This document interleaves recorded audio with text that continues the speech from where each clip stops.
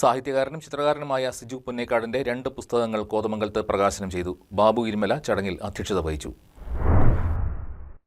സാഹിത്യകാരനും ചിത്രകാരനുമായ സിജു പുന്നേക്കാടിന്റെ 2 പുസ്തകങ്ങൾ mentor academy ഹാളിൽ നടന്ന ചടങ്ങിലാണ് പ്രകാശനം ചെയ്തത്. സുവർണരേഖ സംഘടിപ്പിച്ച ചടങ്ങിൽ നൂൽപ്പാലങ്ങളിലെ വേട്ടക്കാർ എന്ന കവിതാസമാഹാരം പ്രിൻസ് വർക്കിയും ബ്ലാക്ക് ഡോട്ട്സ് എന്ന കഥാസമാഹാരം റീന ജോഷിയുമാണ് പ്രകാശനം നടത്തിയത്.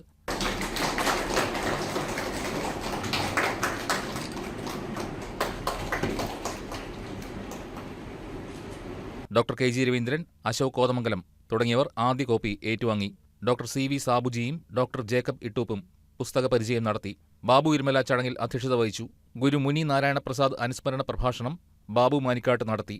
Vijayakumar Kalarickal, Jayadeep Kothamangalam, Shyamkrishnan, professor Benny Cherian, K K Eldhose, Kala T K, P N Gopalakrishnan, Johns Kuttamangalam, Thanmaya Siju, ഗ്രന്ഥകർത്താവ് സിജു പുന്നേക്കാട് തുടങ്ങിയവർ ചടങ്ങിൽ സംസാരിച്ചു. News desk KCB news.